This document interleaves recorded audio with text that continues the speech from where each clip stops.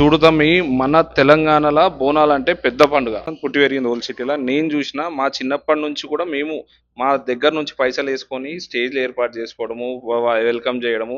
ఇప్పటి వరకు ఏ లీడర్ రాలే మా దగ్గర ఇట్లా మా కోసం నిలబడి స్టేజ్ లేపించి ధర్మం కోసం చేస్తున్న పోరాలెంబడి వెన్నండి నిలబడే లీడర్ ఇప్పటిదాకా చూడలే. ఫస్ట్ టైం మిమ్మల్ని చూస్తున్నా కాబట్టి మీ దగ్గరకు వచ్చిన ఇంటర్వ్యూ చేద్దామని. ఈసారి గత ఎన్నడూ జరగనట్టుగా ఈసారి ఘటాల ఊరేగింపు జరుగుతుంది. పాత బస్సులో ఇప్పటి వరకు యువకులు ప్రతి సంవత్సరం కూడా వాళ్ళు స్వాగత వేదికలు ఏర్పాటు చేసి పిలిచే అమ్మవారిని స్వాగతించేవాళ్ళు. కానీ వాళ్ళకు అండగా ఎవరు లేకుండే. నేను చూసినాను కొంతమంది చాలా కష్టంతో చేయించుకురు, కొందరు చాలా సంతోషంగా చేశారు. అయితే ఈ సంవత్సరం ఏంటిదంటే శాలిబండ కాశీ విశ్వనాథ్ దేవాలయం నుండి బాలాగంజ్ వరకు దాదాపు 35 వెల్కమ్ స్టేజీలు ఏర్పాటు చేస్తున్నారు.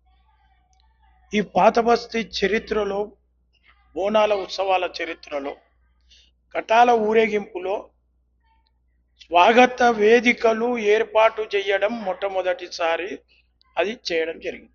ఇది జిహెచ్ఎంసి ద్వారా చేయిస్తున్నాం. అదే నేను ఫస్ట్ గత సంవత్సరమే జిహెచ్ఎంసికి మేము అడగడం జరిగింది. పాత బస్తీలో ఉన్నటువంటి యువతి యువకులు స్వాగత వేదికలు వాళ్ళకు ఏర్పాటు చేయాలి, వేదికలు ఏర్పాటు చేయాలి, మ్యాట్స్, కుర్చీలు, బ్యాక్ డ్రాప్, సౌండ్ బాక్సులు, వాటర్ ఫెసిలిటీ ఇవన్నీ ఏర్పాటు చేయమని గతంలో అడిగినాము. జిహెచ్ఎంసి కాదంటే నేను హైకోర్టును ఆశ్రయించిన, హైకోర్టు ఆర్డర్ తీసుకొచ్చిన, సమయం లేక లాస్ట్ టైం ఏర్పాటు చేయలేకపోయినాం. ఈసారి 2 నెలల ముందే మొత్తం పాత బస్సులో ఎవరైతే యువకులు స్వాగత వేదికలు ఏర్పాటు చేస్తారో వాళ్ళని వెళ్ళి కలవడం జరిగింది.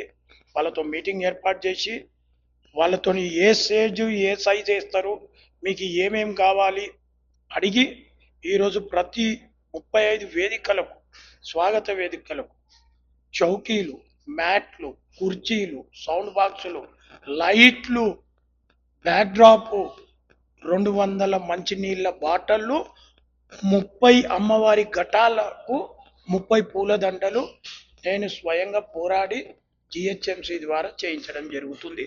ఈ కార్యక్రమానికి పూర్తిగా సహకరించారు జిహెచ్ఎంసి అధికారులకు, జిహెచ్ఎంసి కమిషనర్ గారికి కూడా ధన్యవాదాలు తెలియజేస్తాను.